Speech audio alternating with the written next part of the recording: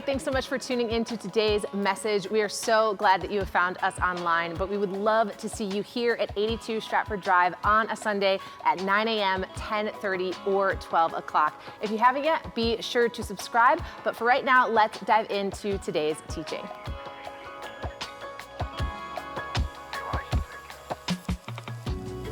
Well, hey, we are in a series, a vision series that we have been in for the past number of weeks called Built to Last. Built to Last. And a couple of weeks ago, Tommy kicked it off. Week 1, if you remember, we've been pulling out these vision statements from our 5-year vision. And we have been talking about where God is taking us and how he is forming us as a church over these next 5 years. And so Tommy kicked it off by looking at the phrase that talks about our Mission Church being a more effective aircraft carrier. And we talked about what that means. John, for the past 3 weeks, has been talking about our growth track being more efficient and effective in helping partners fuel the mission and planters live the vision. Today, I have the privilege of helping tease out one of these statements that if we stay true to those two, this is where it takes us.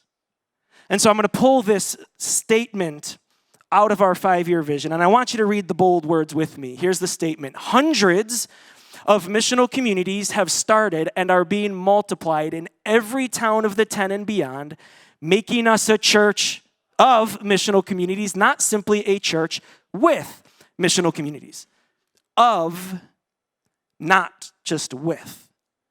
We've been calling this the decade of dots around here at Mission Church. And if you've been on a tour, you've seen that map of the 10 and all of those dots and how every one of those dots represents a missional community. What's a missional community? Well, it's a community of Christians on mission being the church, just not at the church. We actually believe church happens more than just a 60-minute meeting on Sundays. We are the church. And so that's what this is all about. And more people are growing and going, and we're seeing this become more and more true around Mission Church. It makes me think of Don and Ray's missional community. Here are some of the faces behind one of the dots. This is a missional community that exists to help people in recovery in AA find and follow Christ. I think about the Semos. Their missional community exists to help kids and guardians in foster care find and follow Christ. An amazing work what they're doing out beyond these walls. It makes me think of Mark and Reed's missional community exists to help the employees at HOH Water Technology find and follow Christ. This is our collective mission as the church. And increasingly, we're going to have more and more missional communities. We're going to be a church of them, not just a church with some of them. And so this is where God is leading his church. And if we're going to be becoming a church with missional communities, more than just with them, you're invited. This means you're up. This means I'm up. It's time to grow and it's time to go. And when I was thinking about this phrase, one friend's name came to mind. And I went, I gotta have him come and tell some stories to Mission Church and coach us up. And so today with us is a longtime friend. He's been coaching Mission Church since the day we started. He's been equipping churches to be on mission for 30 years with his wife, Cheryl. And so would you join me in welcoming up a good friend, Hugh Halter, to the stage. Let's welcome him up. So yeah, Mission, we're going to get coached up here about living a sent life, living a life on mission, like a life of purpose to help other people find and follow Christ. So Hugh is a dad. I am. You're an author, which I'll just do the shameless. Not a good one. Well, I'll just do the shameless plug for you. You got a book coming out this week called Righteous Brood. Yep. It's coming out in February, and I love this. This book exists to help the church look more like a family, and the family more like a missionary church. You've been doing this with your wife, Cheryl, and your personal family for 30 years. Whether you're in friend mode. It's old, isn't it? 30 years. You look good, it's and old. You wear a hat like nobody else, I must say. I only wear the hat because my adult daughters few years ago just said, Dad, just always wear a hat. You always need a good friend. I just always wear a hat. You always need a good friend or family to call out the male pattern baldness and go, it's time. Yep. It's time. Just wear a hat and untuck your shirts. So he, like, getting to know you for over a decade, a little bit from afar, and seeing you as a dad, as a business owner, you got a lot of busy stuff going on as a business owner. As a CrossFit member, which congrats on being number 22 in the world in your age range. You dropped that heat on me yesterday. There's a lot more to that story. It's not really real. It's not real. You're looking at number 21 right here. I can see it. Here's what I've seen. As you and so you've planted missional communities in Denver, Colorado, and seen God do a beautiful things in the kingdom breaking out there. Yep. You're now doing it in Alton, launching more missional communities in Alton, Illinois. And you've been writing about these stories, and you've been equipping the church. And so I want you to coach us up in kind of just like 3 key moves. Yep. All right? The first one is a call to mission. Are we crazy? Like that statement, missional communities, us being sent to be the church, is that just bonkers? Yeah, it actually is. Totally is. Nobody else is doing this except a few people that actually have a light bulb go on where you finally go, I'm called too. Most of you, if you've been doing the Jesus thing very long, you know that a part of the Jesus story is not just what he did for us a couple thousand years ago, right, on the cross. That work that he did inaugurated what he called the kingdom of heaven. And he said, it's not just something that you go to when your physical life is over. He said, this kingdom is now at hand. And so he basically, the cross was like a baton pass to, at the time, a very small group of people that actually usurped Rome. And not with any political power. It's just normal people, untrained, uneducated. Most of them would have had maybe a second grade biblical knowledge. You have way more Bible knowledge. You have way more stuff going on than they had, but they literally took over the world. And so the idea of being sort of giving your life to Jesus is not just a sort of a salvation thing. It's like it's a repurposing your life. And so every person that follows Jesus is called. So how many of you believe you're called? Okay? But most of the time, even though we go, okay, I'm called, you don't know that in your calling you're sent. So nobody is called and not sent. The whole idea of it is that God's going every day, I'm going somewhere, I need you to come with me. And so because he is a sent one, he was a great missionary, and so he sent the prophets. And then the Father sent the Son, right? And then the Son left and said, don't worry, because the Father, the Son, the Holy Spirit, as the Father sent me, I now send what? You. So it's to me, it's a light bulb moment. You can sit in a church your whole life and never actually go, oh, he's actually doing this to me as well. And so, our family, I guess I learned this because we got stuck with that light bulb early. My son Ryan started having severe epilepsy day one of his life, so he was having 20 grand mal seizures every day forever. And it got to where I thought that means that we're not called. We can't do anything. We're not getting any sleep. I had to leave seminary. I thought I was called to ministry. And I went, okay, I can't do that, so apparently I'm not called. I'll just be a house painter. And Cheryl and I were having a talk one day. I was more lamenting. I was basically going, I believe in God, but I'm not super impressed with him. He's not healing our son. He's not helping us get to this like higher form of life. And Cheryl said, well, babe, at least we can open up our front door. And we talked about that. We said, yeah, that's all we got. We have a house. We have 21 meals that we eat every week. And we just said, how many of those meals could we share with people that live right next door? Because we couldn't leave, One of us always had to be home with him. And so we just started opening up our home. This was Portland, Oregon. And the house filled up with our friends. And a lot of them came to faith.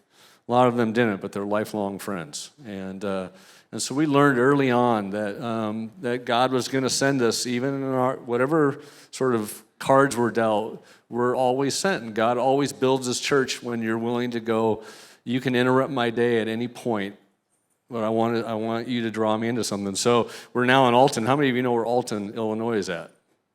Yeah, that's what I thought. So Famous. we were in Denver, but Ryan ended up in an assisted living center out in Alton. So we'd be flying in from Denver to St. Louis and then drive across the river 20 minutes to Alton. And we found this assisted living center for him. And Cheryl and I, would check out this town. We started to realize it was deeply impoverished. Found out that average family income was $20,000 in Alton. And we just started to sniff around. A lot of the commercial spaces were boarded up. A lot of the residential homes were boarded up. And one day we're just at an Italian bar, and I asked a little waitress, I said, what do young people do in this town? And she said, my friends just do drugs. And I don't know why I said this, but I said, do you struggle with that too? And she said, yeah, but I'm doing better. And we gave her some encouragement. And walking out of this Italian bar, I'm going to my pickup truck, and I don't feel Cheryl on my shoulder like she normally is. And I turn around, and she's standing there on the corner, and she's got her finger in her chest. She's like, did you feel it? And I actually knew exactly what she was talking about it, because I felt it in the restaurant too, but I didn't want to go. And so I said, the pizza? Yeah. She's like, no, I think that God wants to send us here and do something to maybe help the town out. And we got in a little bit of a fight on the sidewalk. I'm like, let's just go back to Denver, we'll pray about it. And she's like, so day one back in Denver, she's like, can we talk about Alton? And I was like, sure, what do you like? She's like, I think we're supposed to go. And she got mad at me. She's like, are you even praying about this? And I did kind of like a little Rahab lie. I said, yeah, I've been praying about it. She's like, so what's Jesus saying to you? The song, just the name of, Jesus. It's like, what's Jesus saying to you? And I said that he's saying that we should stay. And I remember she goes, it's like, she puts her fists together. It's almost like in our house we have two Jesuses right now. And they're like battling it out. I'm like, so what's Jesus saying? She's like, we're supposed to go. And so we ended up having a 2-week fight, eventually invited our adult daughters, who one was just brand new married, one was finishing up college, their boyfriend and then brand new husband were with us. And we just had a big family talk about which Jesus is going to win in our home. And they all decided, they all wanted to go. And my youngest daughter, she said, Dad, we know you're tired, but I bet you there's one more in you. And then I actually, whatever. So I went to my oldest daughter, Allie, what do you think? She's like, Dad, do you remember when God sent us to Denver from Portland? We didn't know anybody. You didn't have a job.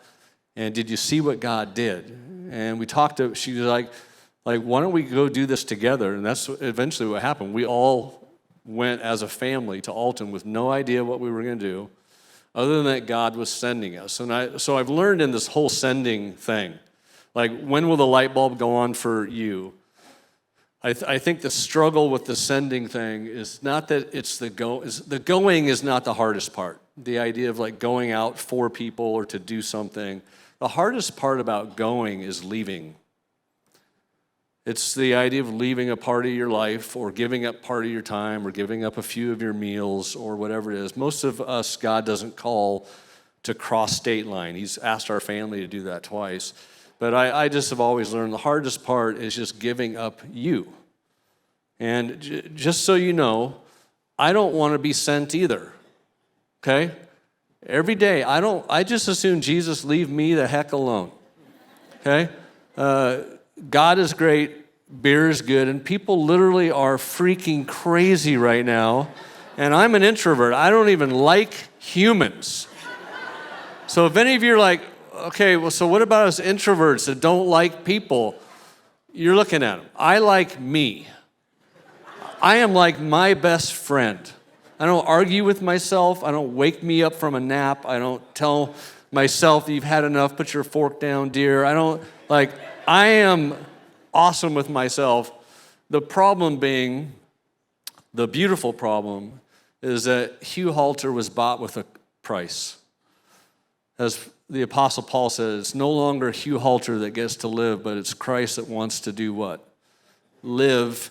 And Jesus is always sent. He's always moving. So if you say that you follow him, you have to move and you have to go. And you don't have to cross state lines, but you might have to cross the cubicle in your corporate office, or you might at least have to cross the street in your neighborhood, or leave that spot in the gym that you always do your bench press at and walk over and, I don't know, be weird and awkward and like talk to another human being.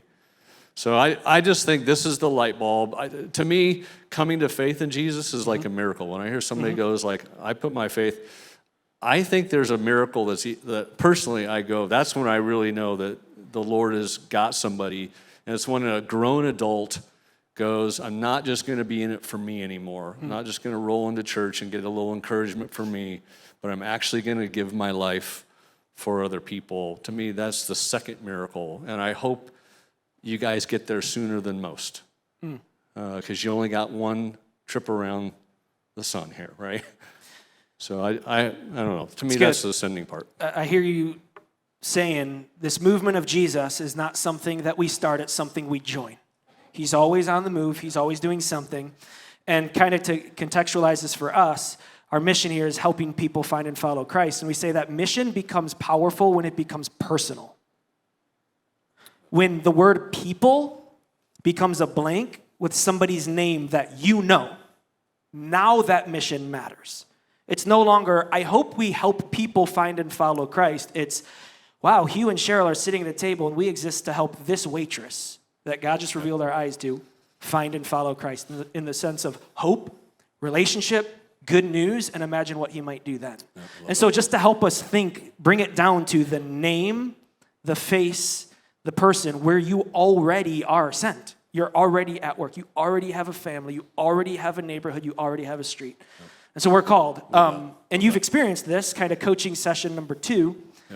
As we take the call to being sent, we bump into barriers on mission.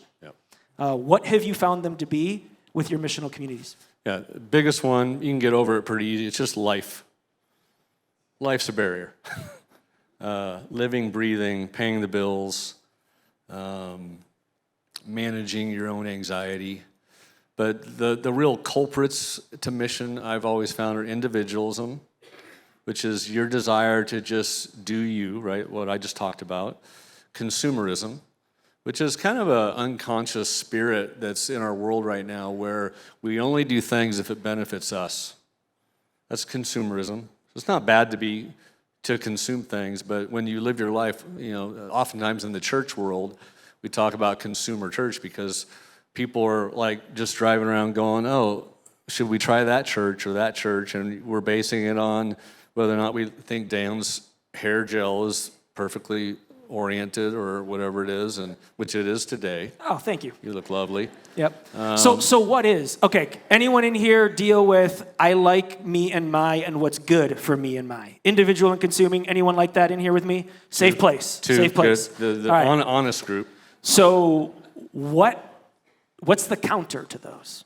It's just people. It literally, I'd say availability. Here's the one little secret to life for me. If Jesus is always going, he's always moving, and he's always pursuing the world, he's always pursuing people, and he loves your neighbors and your crazy family members way more than you do, right? If he's always going after people and we are with him, then what will get us over those little speed bumps will literally be faces of people, actually. It's the only way that's kept me going, so to speak. So I would throw this before you. Don't try to make up mission. Don't try to go, oh, Dan and Hugh are right. Starting tomorrow, we're going to go. And then you go, I don't know where to, like what. Don't try to make it up. When we moved to Alton, all I knew is that God had sent us there. So what we did, we bought 3 little houses. I bought my daughter a crack house for $12,000, boarded up. She goes, put me on the most dangerous corner, Dad. So I said, how about we go 1 block off the most dangerous? No, she's like, so we found a little crack house right there on the corner, and we renovated that. We put their family there, and then we bought my other daughter a house about 3 blocks away, and then Cheryl and I bought a house about 3 blocks away. So we're all right downtown, but we have no idea what to do. And I'm, at that time I just turned 50, so I'm old. I don't really want to do anything else. And I told the Lord, I'll do whatever you want, but I'm not going to make it up anymore. I'm not just going to try things. So I would say to him over and over, please bring it to me. Or I would say, put bread on the trail for me. And so, 5 months in, I'm just walking and praying, meeting people. And 5 months in, I get a call from a guy I don't even know. And we had 1 lunch. And he said, hey, Hugh, are you busy today? I said, no. And he said, can I pick you up? I want to show you some buildings that around town. So I thought he was giving me like a history lesson of the city. And I get in his little Subaru, and he drives around. And he parks in front of this old federal post office. Beautiful building at the center of downtown, 3 blocks off the Mississippi River, right next to City Hall. It's all boarded up. It's been boarded up 60 years. And he said, what do you think about this building? And I said, it looks like it would be like the crown jewel of the town. And he said, yeah, I bought it about 1.5 years ago. It's like where everything used to happen here. And he said, I'm glad you like it because I feel like I'm supposed to give it to you. And so he did. He gave me the building. And about 6 weeks later, about $500,000 had come in from 3 friends from around the country that all said that we want to help you. When you figure out what God wants you to do, we want to help you. And so all of a sudden, my whole family went, oh, so that's what we're going to do at least this year. We're going to renovate this building. It's called Post Commons. You can look it up. But there was for 30,000 people, there was no coffee, there was no daytime place where people could connect. Our town's half black, half white. No place where the 2 sides of our town come together, where rich and poor come together. So we just created what we call the living room for Alton. And now it's become a business incubator and kind of sort of our missionary hub. And now we've got lots of employees. But I tell that story to tell you I had no idea what to do when we moved there. You don't have to know what to do. All you have to do is do the one key, and is be available and verbally invite Jesus every single morning to do whatever he wants to do. Interrupt my day, and I'll try to keep my antennas up. And God will eventually give you a face and people, and the people will be your inspiration to keep going. I don't know how to do coffee. I don't know how to do events. I don't know how to do co-working. I didn't know. That stuff's easy if the Lord's doing that. So don't think too big, if that makes sense. That's good. I like how you mentioned you were available, and then you were just praying that God would bring it to me, put the breadcrumbs in place. And for those of you who are going to be in the planter course coming up, and you're thinking about where's the place I'm being sent to, the neighborhood, the network, a lot of that course is just looking at your life and going, well, where is there already alignment? What are the breadcrumbs that God has right in front of you? We often say, being sent on mission, it's not often about a new direction. It's not this brand new thing you have to add to your life and carve out this big thing of it's a new intention of where you're already being sent. And so that's if you're wondering, I can't wait for the big light bulb thing in the planter course, there it is. So we're just going to help you with that over those 8 weeks for those of you that are in that course. So that's helpful. We've talked about the call to mission, some of the barriers we bump into with just wanting to be an individual, wanting to work what's for me and my, and that often doesn't model the way of the kingdom. This third little kind of section is after the barriers to mission, the opportunity for mission. Talk to us about that. Yeah, you can see that in the world of missional community, the missional community is not the mission.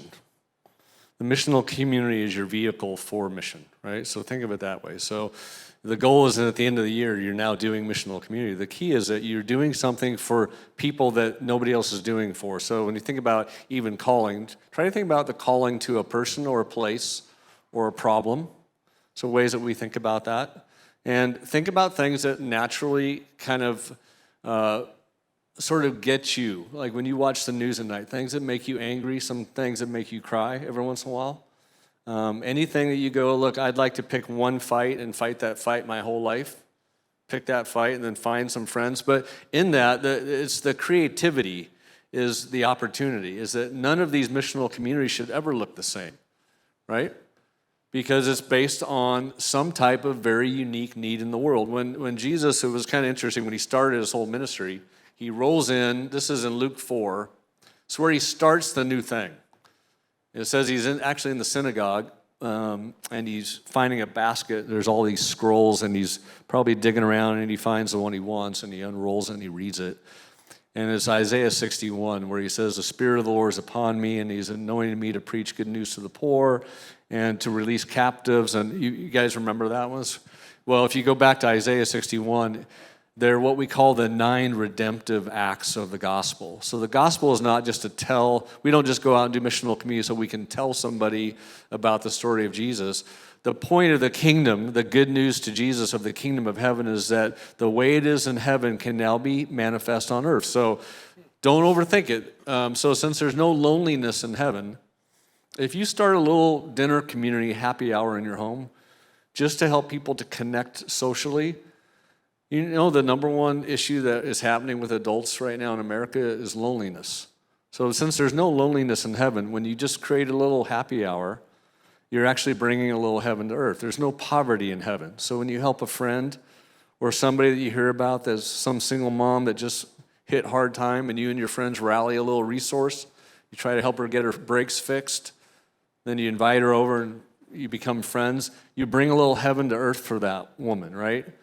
Because there's no anger or rage or injustice in heaven. When you work towards some of those issues on earth, you bring a little. So it's not rocket science, and they don't have to be big ventures, but they can all be very creative based on what God's asking you to do. So again, I always just go, look, this is a spirit-led endeavor. If it's a Hugh Halter or I got a good idea endeavor, you'll burn yourself and your family out. Your wife will start to roll her eyes. Just pray for a while. If you don't know exactly what to do, find some friends even. Start your missional community just to pray together and go, God, lead us. Like we're willing, we're available to do anything you want. We ended up doing in our network, we would gather as a team every Tuesday and we would just pray. And as we would do that, ideas would come up. My daughter started a thing called Commons Yoga, and it was a donation-based yoga because people can't afford it. And she said, we want to focus on people that live in extreme trauma. So we said, great, let's get that started. Another person wanted to start a marketing firm to help people that are trying to start businesses that can't afford even a graphic design work on a logo or whatever. So we just start that. So don't always just think relational. Some of you are already in business. You might even take a look at what you're doing and go, oh, maybe God's led me into this, and just begin to think of ways with people that you're already doing business with to actually turn that into the mission of God and to provide something that other people don't have. So, yeah. It's good. I want to ask a follow-up. You mentioned knowing if this is a Hugh idea or if God's Spirit's moving in it. How do you discern with Cheryl or with your missional community which it is? Oh, and maybe goodness. That's a great question. It's both. Honestly, when I get a crazy idea, and I don't know if it's the pizza I ate the night before or an actual like Jesus whisper, I usually just bring it up with Jesus. Hey, I don't know if that is that you. And I say, keep your finger in my chest. And so if it's something that just hangs on, so like even right now as I'm talking, and I say that thing that's been hanging in your heart, some of you know exactly what I'm talking about right now. You just haven't moved on it yet. So it probably is. When in doubt, I say try it. And try it for a while.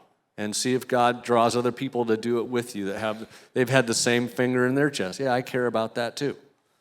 And just move. Take a year. There's no harm, no foul. The only thing that I can find in Scripture where like someday we'll see Jesus is that time where he's talking about my good and faithful servant, right? That moment where we see him eye to eye. And I've told people, I don't even care if he says to me, Halter, you were amazing. Like you were just like top. I don't even care. I just want him to say, you were fun to watch, bro. Like you were taking some cuts and you kept at it. And I think, so that's what I would say. But don't move too fast. Have a little season of discernment. But if you know that finger's been in there long enough, just go, I don't know how or with who, but yeah, God, we're going to go. So start throwing some bread down there for me. It's good. And for those of you that are going to be in the planter course or are going to register for the planter course, like the season of discernment is we want to hold that space for you. And we're going to be prayerful. We're going to be asking God, like, who are the people that he is calling you toward that you're probably already around? And let's just be faithful with anything to help those people find and follow Christ and to live a larger story of what the church is around those people so that they'd come to know Jesus and that we would be obedient. We are obedient. We trust God with the outcomes when we join Jesus in this movement. And so as we kind of land the plane here with the time we have remaining, there are people in here, moms, dads, grandparents, maybe haven't taken risks like you have, maybe are brand new to church, maybe are going, I got a broken baton from my family, I'm new in my faith, I don't have what it takes, I got a hand dealt against me like you wouldn't believe, I'm barely off the floor, how can I help someone else? What would you say to us? Well, I would say that the Christian missionary movement is a barely off the floor movement. We hold this treasure in earthen vessels, busted up pots. That's who we are as people. Ryan's severe epilepsy, I thought was a hindrance to mission. It actually ended up being, we call Ryan the spiritual patriarch of our family. His disability taught us how to reach our neighbors and how to not try to hide our disability from people, but to literally go, let's just invite the world into our story. We started to find that the one thing that gives you credibility to say things about Jesus is the things that you suffer with. So Ryan died 2 years ago, finally, at the age of 33. Good age, right? Cash in, same age as Jesus. And people in Alton watched our family mourn. Everybody knew Ryan. The whole disability community, everybody that would come into the coffee shop, which was hundreds of people, knew our family. Some people said we were the only family that moved into Alton that they knew.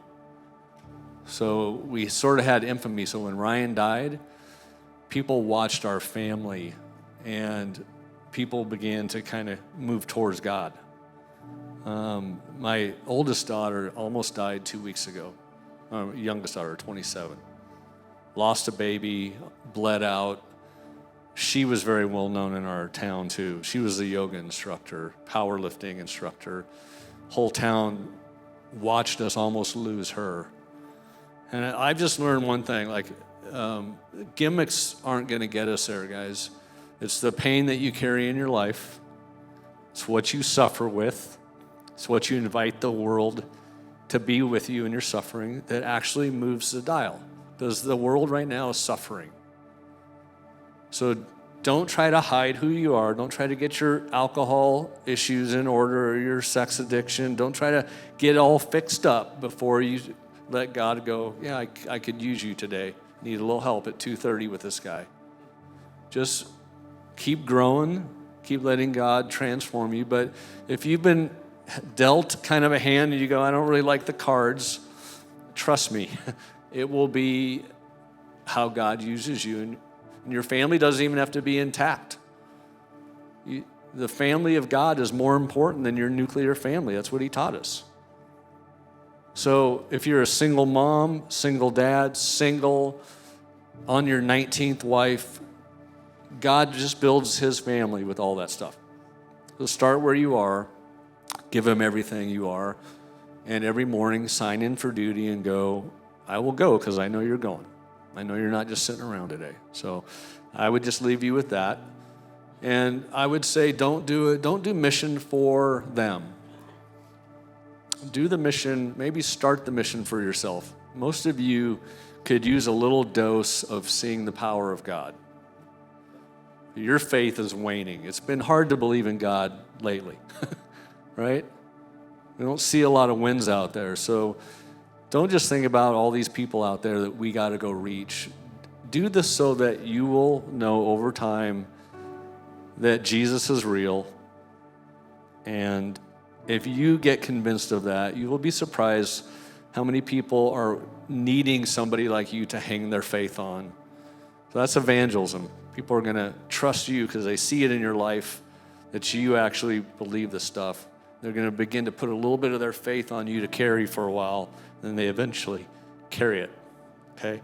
And that's how God does movement. It's easy. He does it like it can start today. You don't have to wait. So that's just a little maybe encouragement from the old guy today. Mission, would you stand?